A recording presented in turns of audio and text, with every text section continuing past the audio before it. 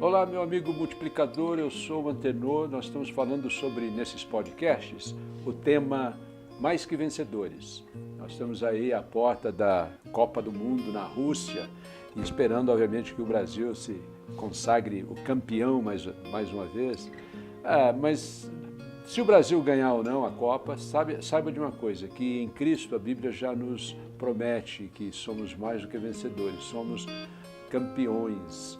Temos falado sobre esse tema nos primeiros 2 podcasts e hoje eu gostaria de fazer a terceira pergunta para nós que se encontra no versículo 33 do livro de Romanos capítulo 8, naquele contexto onde Paulo fala sobre essa nossa vitória. Ele pergunta para nós, quem nos acusará? Quem é o nosso acusador? Quem é que é aquele advogado, que vem ali para tentar nos lançar na prisão? Tirar a nossa liberdade. O Satanás é o nosso acusador, a Bíblia fala sobre isso, inclusive que a palavra diabo literalmente significa acusador, e ele gosta de falar mal sobre os filhos de Deus, ele gosta de falar mal sobre nós. Você lembra da história de Jó, inclusive, no Velho Testamento? Jó a Bíblia diz, era um homem justo, um homem bom, ele era um homem temente a Deus, e ele era um homem íntegro, isso de acordo com as próprias palavras de Deus. A cena ali na história de Jó, no livro de Jó, capítulo 1, do versículo 1 ao versículo 12, é uma cena de um tribunal. E lá no céu, essa cena já não existe mais, porque a Bíblia diz no livro de 1 João 2, versículo 1 e 2, que nós temos um advogado agora.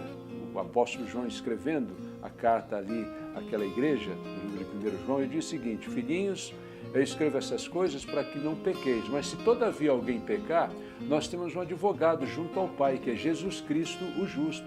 Nós temos um advogado, que nos defende a cada dia diante do Pai, cada vez que nós tropeçamos, que nós erramos, que nós falamos aquilo que nós não deveríamos, ou pensamos alguma coisa sobre alguém que nós não deveríamos ter pensado, ou julgamos alguém, Jesus está ali como nosso advogado. Uma vez eu ouvi da boca de um dos meus irmãos, que é advogado, ele disse o seguinte, olha, Antenor, nunca precise de um advogado. Mas se um dia você precisar de um advogado, escolha o melhor, pegue o melhor que você tiver.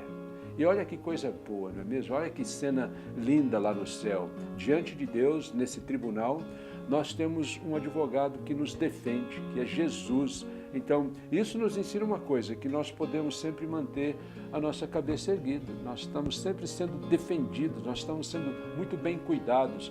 Inclusive que Jesus, nas últimas palavras que ele deixa para os seus discípulos, os seus seguidores nos evangelhos, são essas palavras, eis que estou convosco todos os dias até a consumação dos séculos. Quer dizer, eu estou convosco para sempre, você nunca vai estar sozinho, você nunca precisa se sentir abandonado. Então, o que é que isso significa? Resumindo tudo isso, significa que você sempre pode contar com a proteção do Senhor. Ser um campeão, ser um vencedor, é ter essa convicção, é ter essa certeza que o Senhor está do seu lado, que Ele vai te proteger nos dias bons, nos dias maus, quando você estiver fazendo tudo certinho, quando você estiver fazendo tudo errado, Ele ainda continua ali, sendo o seu advogado, te defendendo na presença de Deus. Então, ande de cabeça erguida. O cristão, o Filho de Deus, é mais do que um vencedor. Então, para concluir, o ponto-chave é esse. O cristão, o Filho de Deus, a Filha de Deus, não está sentado num tribunal como um réu, cabisbaixo, moribundo, esperando o martelo bater do juiz e na expectativa de receber uma sentença final de morte, de tristeza, de juízo ou de sofrimento. Ao contrário, ele anda de cabeça erguida, porque ele sabe que ele não está sozinho. No próximo podcast, nós vamos falar, então, lidar com a pergunta que Paulo coloca no versículo 34. Quem é que nos condenará?